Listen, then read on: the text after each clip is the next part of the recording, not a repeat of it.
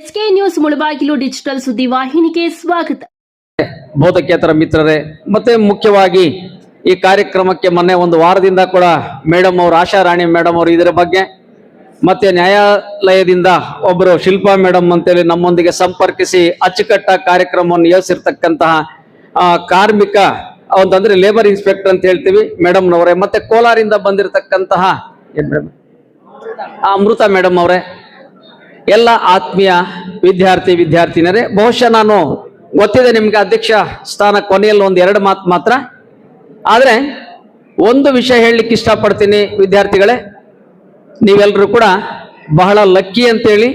ಯಾಕೆಂದ್ರೆ ಇವತ್ತಿನ ಕಾರ್ಯಕ್ರಮ ಏನಿದೆ 4 ವಿಷಯಗಳು ಬಹಳ ಮುಖ್ಯವಾಗಿರ್ತಕ್ಕಂಥ ವಿಷಯಗಳೇನೆ.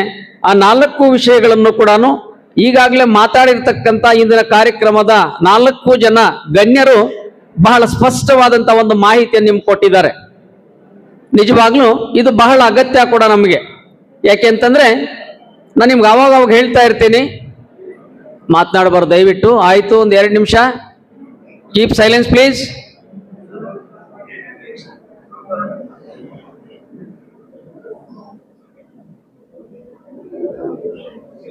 ನಾವು ಇಡ್ತಕ್ಕಂಥ ಪ್ರತಿ ಹೆಜ್ಜೆ ಕೂಡ ಇವತ್ತು ನಾವೇನು ಅಂತಂದ್ರೆ ಕಾನೂನು ಅಡಿಯಲ್ಲೇನೆ ಅಂತ ಹೇಳಿ. ಬಹುಶಃ ಮೇಡಮ್ ಅವರು ಸ್ಟಾರ್ಟಿಂಗ್ ಅಲ್ಲಿ ಯುವ ಮೇಡಮ್ ಅವರು ಹೇಳಿದ್ರು, ಇವತ್ತು ಸರ್ಕಾರ ಅಂತ ನಾವೇನು ಹೇಳ್ತೀವಿ 3 ಪ್ರಧಾನ ಅಂಗಗಳಿಂದ ಕೂಡಿರ್ತಕ್ಕಂಥದ್ದು ಶಾಸಕಾಂಗ, ಕಾರ್ಯಾಂಗ, ನ್ಯಾಯಾಂಗ ಅಂತೇಳಿ.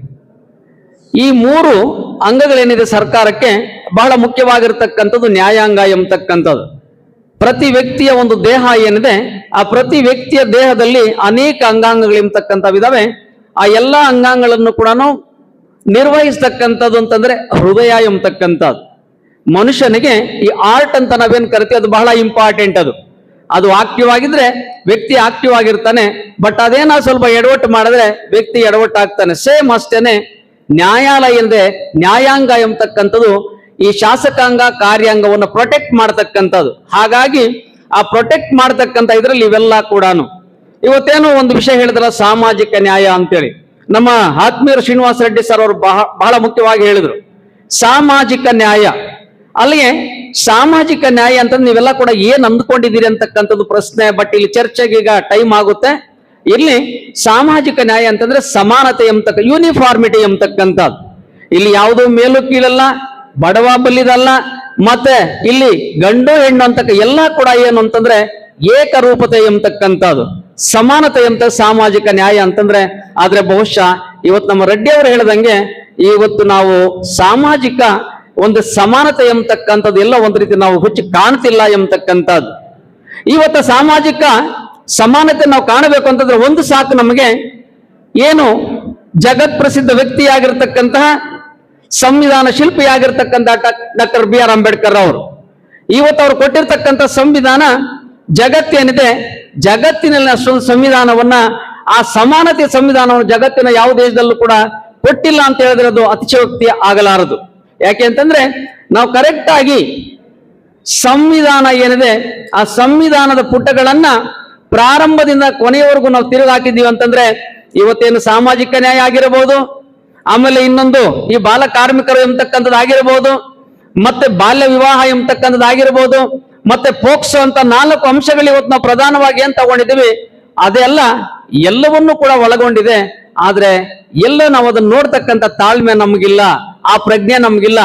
ಅದನ್ನ ನಾವು ನೋಡ್ಬಿಟ್ಟಿದೀವಿ ಅಂತಂದ್ರೆ ನಮ್ಮ ಪ್ರಧಾನ ಸಿವಿಲ್ ಸಾಹೇಬರು ಹೇಳಿದ್ರಲ್ಲ ಅವರು, ನಮ್ಮ ಜೀವನಕ್ಕೆ ಅಗತ್ಯವಾಗಿರ್ತಕ್ಕಂಥ ಒಂದು ಏನಿದೆ ಅದನ್ನ ಮಾತ್ರ ನೀವು ತಿಳ್ಕೊಳ್ಳಿ ಸಾಕು ಅಂತ ಹೇಳಿದ್ರು.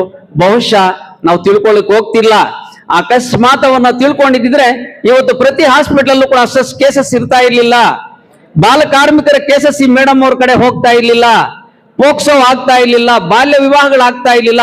ಬಟ್ ಕೊರತೆ ನಮಗೆ ಯಾವುದರ ಒಂದು ಕೊರತೆ ಅಂತಂದ್ರೆ ಈ ಒಂದು ನ್ಯಾಯಾಲಯ ವ್ಯವಸ್ಥೆಯನ್ನು ತಿಳ್ಕೊಳ್ತಕ್ಕಂಥ ಒಂದು ಕೊರತೆ. ಬಟ್ ನ್ಯಾಯಾಲಯ ವ್ಯವಸ್ಥೆ ಏನಿದೆ ಮತ್ತೆ ಶಾಸಕಾಂಗ ಏನಿದೆ ಎಲ್ಲವನ್ನು ಒಳಗೊಂಡಿದೆ ಯಾವುದು ಅಂತಂದ್ರೆ ಸಂವಿಧಾನ. ಕರೆಕ್ಟ್ ಆಗಿ ಆ ಸಂವಿಧಾನವನ್ನ ನಾವು ಓದಿದ್ರೆ ಸಾಕು. ನಮ್ಮ ರೆಡ್ಡಿ ಅವರು ಹೇಳಿದ್ರು, ಒಂದು ಒರಟು ಕಲ್ಲನ್ನ ಒಬ್ಬ ಶಿಲ್ಪಿ ಮೂರ್ತಿಯನ್ನ ಬಹಳ ಬೇಗ ಮಾಡ್ತಾನೆ, ಉಳಿ ಪೆಟ್ಟುಗಳನ್ನ ತಿನ್ನುತ್ತೆ ಮೂರ್ತಿ. ಟೇಕ್ ಫಾರ್ ಎಕ್ಸಾಂಪಲ್ ನಿಮ್ಗೆ ಗೊತ್ತಿದೆ ಯಾವುದು ಅಂತಂದ್ರೆ ಅಯೋಧ್ಯೆಯಲ್ಲಿ ಇವತ್ತು ಬಾಲರಾಮ ವಿಗ್ರಹ ಏನಿದೆ, ಈ ಅರುಣ್ ಯಾರು ಯೋಗರಾಜ್ ಅಂತಕ್ಕಂಥವ್ರು ಮಾಡಿದ್ರು ಅವರು. ಇವತ್ತೇನಂದ್ರೆ ಜಗತ್ ಪ್ರಸಿದ್ಧ ಆಯ್ತದು. ಆದ್ರೆ ಮನುಷ್ಯನಿಗೆ ಇಂಥ ಕಾಯ್ದೆಗಳು, ಇಂಥ ಶಾಸನಗಳು, ಇನ್ನೊಂದು ಇಂಥ ಕಾರ್ಯಕ್ರಮಗಳು ನಾವು ಮಾಡ್ತಾ ಇದ್ರು ಕೂಡ ಏನು ಅಂತಂದ್ರೆ ಇಲ್ಲಿ ನಾವು ಕೇಳಿಸ್ಕೊಳ್ತೀವಿ, ಎದ್ದೋಗಿ ನಾವು ಮರ್ತೋಗ್ತೀವಿ. ಇದಾಗಬಾರದು. ಖಂಡಿತವಾಗಿ ಕರೆಕ್ಟ್ ಆಗಿ ಹೇಳಿದ್ರು ಅವರು. ಒಂದು ಕಲ್ಲನ್ನ ನಾವೊಂದು ಒಳ್ಳೆಯ ಒಂದು ವಿಗ್ರಹವನ್ನಾಗಿ ನಾವು ಮಾಡಬಹುದು, ಆದ್ರೆ ಮನುಷ್ಯನ್ ನಾವು ತಿದ್ಲಿಕ್ಕೆ ಆಗ್ತಾ ಇಲ್ಲ ಅಂತೇಳಿ. ಯಾಕೆ ಅಂತಂದ್ರೆ ಅವ್ರು ಹೇಳಿದ್ರು, ಬುದ್ಧನ್ ಹೇಳಿದ್ರು, ಬಸವನ್ ಹೇಳಿದ್ರು, ಮತ್ತೆ ಇವತ್ತು ಅಂಬೇಡ್ಕರ್. ವರ್ತಮಾನ ಪೂರ್ವ 6ನೇ ಶತಮಾನದಿಂದ ಪ್ರಯತ್ನ ನಡೀತಾ ಇದೆ ಸಾಮಾಜಿಕ ನ್ಯಾಯಕ್ಕಾಗಿ. ಇವತ್ತು ಹೊಸದಲ್ಲ ಇದು. ಇವತ್ತು ನಾವು ಆಧುನಿಕವಾಗಿ ಇವತ್ತು ಏನು ಸ್ವಾತಂತ್ರ್ಯ ಬಂದ ಮೇಲೆ 70 ವರ್ಷ ಕಳೆದ್ರು ಕೂಡ ಇವತ್ತು ಅನೇಕ ಶಾಸನಗಳು, ಕಾಯ್ದೆಗಳು, ಇನ್ನೊಂದೆಲ್ಲ ಬಂದಿದೆ ನಮ್ಮನ್ನು ತಿದ್ದಲಿಕ್ಕೆ. ಈ ಪ್ರಯತ್ನ ಇವತ್ತಿಂದಲ್ಲ. ವರ್ತಮಾನ ಪೂರ್ವ 6ನೇ ಶತಮಾನ ಏನಿದೆ ಅಲ್ಲಿಂದ ಬುದ್ಧ ಆಯ್ತು, ಮಹಾವೀರ ಆಯ್ತು, ಆಮೇಲೆ ಅನೇಕ ಸಾಧು ಸಂತರುಗಳಾದ್ರು, ಆಮೇಲೆ 12ನೇ ಶತಮಾನದ ಮಹಾ ಮಾನವತಾವಾದಿ, ಪ್ರವಾದಿ, ಸುಂಟರಗಾಳಿ ಅಂತ ಕರಿತೀವಿ ನಾವು. ಎತ್ತೆತ್ತ ನೋಡಿದಿರತ್ತ ಬಸವಣ್ಣನೆಂಬ ಬಳ್ಳಿ, ಒತ್ತಿ ನೋಡಿದರೆ ಲಿಂಗವೆಂಬ ಗೊಂಚಲು, ಒತ್ತಿದರೆ ಭಕ್ತಿ ಎಂಬ ರಸ ಅಂತ ಹೊರಹೊಮ್ತಾಯಿತ್ತು ಬಸವಣ್ಣನ ಒಂದು ಮನೆ ಮಾತಾಗಿತ್ತು. ಅವರು ಕೂಡ ನಮ್ಮನ್ನು ತಿದ್ಲಿಕ್ಕಾಗ್ಲಿಲ್ಲ. ನಂತರದಲ್ಲಿ ಏನು ಅಂತಂದ್ರೆ ಅನೇಕರು ಬಂದ್ರು, ಅವರು ತಿದ್ಲಿಕ್ಕಾಗ್ಲಿಲ್ಲ. ಅದೆಲ್ಲ ಆಗಿ ಆಧುನಿಕವಾಗಿ ಒಳ್ಳೆ ಸಂವಿಧಾನವನ್ನು ಕೊಟ್ಟು ಇದನ್ನೇ ಉಲ್ಲೇಖಿಸಿದ್ದಾರೆ ಸಂವಿಧಾನ ಶಿಲ್ಪಿ ಡಾಕ್ಟರ್ BR ಅಂಬೇಡ್ಕರ್ ಅವರು. ಅದನ್ನ ನಾವು ಸರಿಯಾಗಿ ನಾವು ನೋಡ್ಕೊಳ್ಳಿಲ್ಲ. ಇವತ್ತು ನಾವು ಇನ್ನೇನ್ ಮಾಡ್ತೀವಿ ಅನ್ನೋದನ್ನ ನಮ್ಗೆ ನಾವೇ ಪ್ರಶ್ನೆ ಮಾಡ್ಕೋಬೇಕಾಗಿದೆ. ಆದ್ರೆ ಒಂದು ಫಸ್ಟ್ ನಮ್ಮ ಮೈಂಡ್ ಸೆಟ್ ಅಂತ ನಾವೇನ್ ಕರಿತೀವಿ, ಮನಸ್ಥಿತಿ, ಆ ಮನಸ್ಥಿತಿ ಬದಲಾಗದ ಹೊರತು ಇವೆಲ್ಲ ಕೂಡ ಎಲ್ಲೋ ಒಂದು ಕಡೆ ನಾವೇನು ಮಾಡಕ್ಕಾಗಲ್ಲ ಅಂತ ಅನ್ಸುತ್ತೆ. ಯಾಕೆ ಅಂತಂದ್ರೆ ಹೇಳ್ಕೋಬಾರ್ದು. ಇವತ್ತು ಮನುಷ್ಯನನ್ನ ಕಲ್ಲರ್ ನೋಡಿ ಮಾತಾಡ್ತಕ್ಕಂಥ ಜನ ಇದ್ದಾರೆ. ಇವತ್ತು ಕಲ್ಲರ್ ನೋಡ್ರಿ, ಕಲ್ಲರ್ ನೋಡಿ ನಮ್ಮನ್ನ ಮಾತಾಡ್ತಕ್ಕಂಥ ಜನ ಇದ್ದಾರೆ. ಏನ್ ಹೇಳ್ತೀರಿ ನೀವು ಅವರಿಗೆ? ಸಾಮಾಜಿಕ ನ್ಯಾಯ ಹೇಳಿದ್ನಲ್ಲ, ನಮ್ಮ ಮನಸ್ಥಿತಿ ಏನಿದೆ, ಮೈಂಡ್ ಸೆಟ್, ಆ ಮೈಂಡ್ ಸೆಟ್ ಬರಬೇಕು. ಮನುಷ್ಯರು ನಾವು ಎಲ್ಲ ಒಂದೇ. ಇವತ್ತು ಪ್ರಕೃತಿ ನೋಡಿ, ಬಿಸಿಲು ಬೀಳ್ತಾ ಇದೆ, ನಾವೆಲ್ಲ ಬಿಸಿಲು, ಎಲ್ರಿಗೂ ನಮ್ಗೊಂದೇ ಬಿಸಿಲು. ಮಳೆ ಬಂದ್ರೆ ನಮ್ಗೆಲ್ರಿಗೂ ಒಂದೇ ಮಳೆ, ಗಾಳಿ ನಮ್ಗೆಲ್ಲ ಒಂದೇ, ಬೆಂಕಿ ನಮ್ಗೊಂದೇ. ಪಂಚಭೂತಗಳಲ್ಲಿ ಅಸಮಾನತೆ ಇಲ್ಲ ರೀ. ಆ ಪಂಚಭೂತಗಳಲ್ಲಿರ್ತಕ್ಕಂಥ ನಮಗೆ ಕಾಡ್ತಾ ಇದೆ. ಏನ್ ಕಾಡ್ತಾ ಇರ್ತಕ್ಕಂಥದ್ದು? ಅಸಮಾನತೆ ಎಂಬತಕ್ಕಂಥದ್ದು, ಮೇಲು ಕೀಳು ಬಡವ ಬಲ್ಲಿದ ಎಂಬತಕ್ಕಂಥದ್ದು.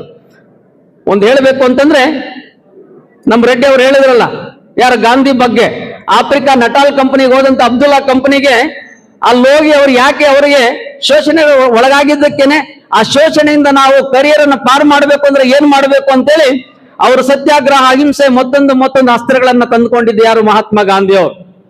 ಬಟ್ ಆದ್ರೂ ಕೂಡ ಆವತ್ತು ನಮಗೆ ಸ್ವಾತಂತ್ರ್ಯ ಒಂದು 70 ವರ್ಷ ಆಗ್ತಾ ಇದೆ. ಇವತ್ತು ಕೂಡ ಗಾಂಧಿ ಆಯ್ತು, ಅಂಬೇಡ್ಕರ್ ಆಯ್ತು, ಇನ್ ಯಾರು ಬೇಕು ನಮಗೆ? ಯಾರು ಬಂದ್ರು ಚಾನ್ಸ್ ಇಲ್ಲ ನಮ್ಮನ್ನ ಸಮಾನತೆಯನ್ನ ಕಾಣ್ಲಿಕ್ಕೆ. ನಾವೆಲ್ಲರೂ ಒಂದೇ, ಮನುಕುಲ ಒಂದೇ, ಮಾನವ ಜಾತಿ ಒಂದೇ ಅಂತ ಹೇಳ್ಬಿಟ್ಟು ಏನು ಕುವೆಂಪು ಅವರು ಹೇಳಿದ್ರು, ಅದೆಲ್ಲ ಆಗ್ಬೇಕು ಅಂತಂದ್ರೆ ಯಾರು ಭಗವಂತನೇ ತೆರೆಗಿಳಿಬೇಕು ಏನೋ ಗೊತ್ತಿಲ್ಲ ಇಲ್ಲಿ. ಆದ್ರೆ ಮಾತ್ರ ದಯವಿಟ್ಟು ಇವತ್ತೇನು ವೇದಿಕೆ ಮೇಲೆ ಇರತಕ್ಕಂತಹ ಈ ಒಂದು ಗಣ್ಯ ವ್ಯಕ್ತಿಗಳಿಗೆ ಹೇಳಿದ್ದಾರೆ, ಅದನ್ನ ನಾವು ಪಾಲಿಸಿ ಆದಷ್ಟು ಕೂಡ ನಾವೆಲ್ಲರೂ ಕೂಡ ಒಂದೇ ಅಂತಕ್ಕಂಥ ಒಂದು ಭಾವನೆಗೆ ನಾವು ಬರೋಣ ಅಂತ ಹೇಳ್ಬಿಟ್ಟು ಹೇಳ್ತಾ, ಇವತ್ತು ಈ ಸಂದರ್ಭದಲ್ಲಿ ನನಗೆ ಅಧ್ಯಕ್ಷ ಸ್ಥಾನವನ್ನು ಕೊಟ್ಟು 4 ಮಾತನ್ನು ಹೇಳಲಿಕ್ಕೆ ಅವಕಾಶ ಕೊಟ್ಟಂತ ವೇದಿಕೆ ಮೇಲಿರ್ತಕ್ಕಂಥ ಎಲ್ಲಾ ಗಣ್ಯರಿಗೆ ಮತ್ತೆ ನನ್ನೆಲ್ಲ ಸಹೋದ್ಯೋಗಿ ಮಿತ್ರರಿಗೆ, ಆತ್ಮೀಯ ವಿದ್ಯಾರ್ಥಿಗಳಿಗೆ ವಂದಿಸ್ತಾ ನನ್ನ 2 ಮಾತು